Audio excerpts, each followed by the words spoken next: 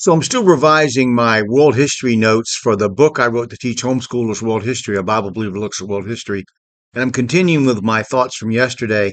The standard Christian position that you'll find in the backs of many Bibles and back maps, sadly, is unbelieving, blasphemous, and apostate, with so-called Christian scholars denying the Bible's account, claiming rather a crossing of a reed sea in a very shallow water, relegating the Bible to the not much of a miracle category.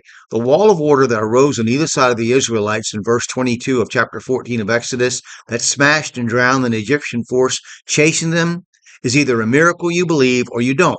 Attempting to explain it away by changing the location to a less miraculous place or trying to explain what happened by naturalistic means or anything that denies God's providential hand is to be dismissed outright if you are a Bible believer. I've based my study of world history on one simple premise. The Bible is absolutely true and without one proven error. It is up to the naysayers to prove their position, and it is intellectually dishonest to argue from lack of evidence when there are so many huge gaps in the historical record awaiting archaeology to close. Now, moving to the Passover event briefly, we find Christ revealed here as in every chapter of the Old Testament. The term a lamb from Exodus 12:3, which becomes the lamb in Exodus 12:4, and finally your lamb in 12:5, was one of those unintentional results of the King James translators that are so interesting as the statements that God would provide himself a lamb for a sacrifice in Genesis 22:8.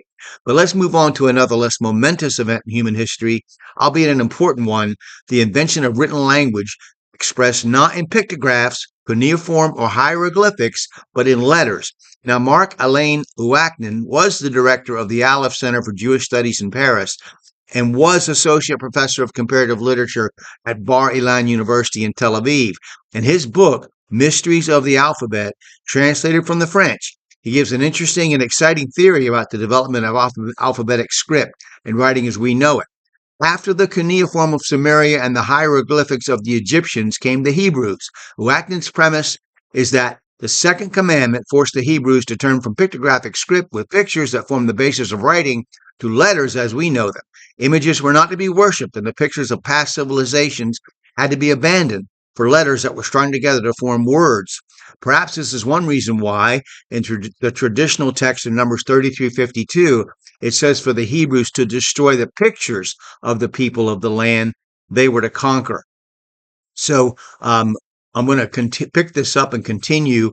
I have some things from Will and Ariel Durant and their story of civilization I want to talk about and continue with things about Moses and Mount Sinai and such things. So I hope you will feel free to make comments if you disagree with what I say.